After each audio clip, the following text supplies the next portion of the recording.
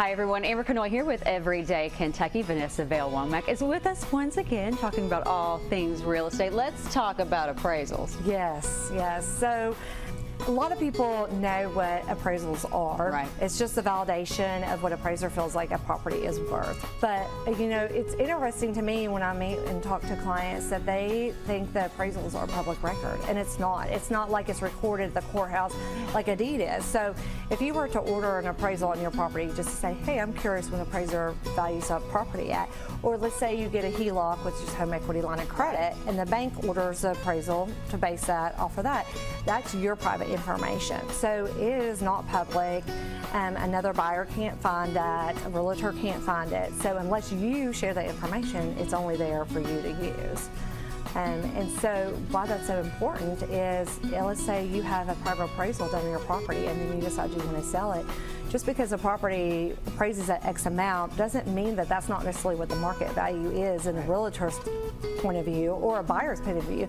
I recently had a seller that had a private appraisal done, and we put it on the market for a higher amount, got multiple offers, and drove the price right up because buyers were willing to pay more for it than what the private appraisal was, which they don't even know that. So. Yeah, it's almost kind of like when you hear things like, oh, this rare thing is worth this. Mm-hmm. It's only worth that if somebody will pay that. And some people might pay more. Right, exactly. And that's what, and so when I find it really is important is when someone does a for sale by owner and they say, oh, well, I had it appraised for an estate purpose or a divorce purpose. And so they think, well, this is all the property's worth. And that's not always the case. So it's really important to sit down with a realtor and let them talk to you about what they really feel like could bring the market, could bring for it. So, so it's just important to know that that is not public information. So if you get an appraisal back and you're like, wait a minute, what? This seems really low. Probably doesn't happen as much in today's economy, I feel like, but there were times where things were coming back maybe a little undervalued. Do you recommend people getting multiple appraisals if they're not happy with them? Well, you can have 2 or 3 appraisers come out and they can have different opinions on it. They may be all within a certain range, but it depends on what comps that they pull and that they look at. And so sometimes not always the appraisal comps will be what's on the MLS. There may be a private sale that we can pull from the PDA that wasn't on the MLS that could change the value of what the appraisal comes at. So in like Lexington, would you ever recommend somebody not using somebody like right in their backyard to do the appraisal? And I mean right in their backyard, like in the vicinity, because you know they might, like somebody who's maybe an hour away might not really have a really good thumb on the market here. Right, so it does make a difference. I have seen that happen where an appraiser comes from a different area, comes in and they're not as familiar with it.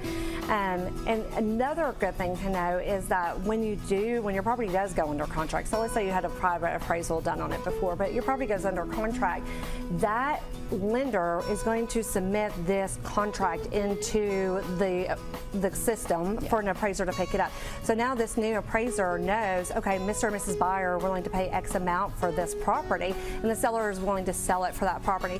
So that appraiser then knows, okay, this is my target to try to hit. And so you hear a lot of people say, well, it pays for what the contract says. Well, they see that. They know that this is what, so they have a target amount. It may praise for a little bit more, which is great because then the buyer gets some immediate equity, so to speak, if another buyer is willing to pay that. Or if it comes in a little bit less, sometimes when we have multiple offers, some buyers are saying, I'll pay up to X amount over the appraisal value if it appraises less, what we call an appraisal gap. That was pretty popular several years ago when the market was extremely hot. You see it every once in a while now, but if it does come in lower, then we just go back to the table and we talk about it and see what we can come up with together. All right, well, I know people have probably got a lot more questions. How can they get a hold of you? I can talk about it all day long, as you can tell. 859-806-8253, or you can connect with me at vanessavale.com.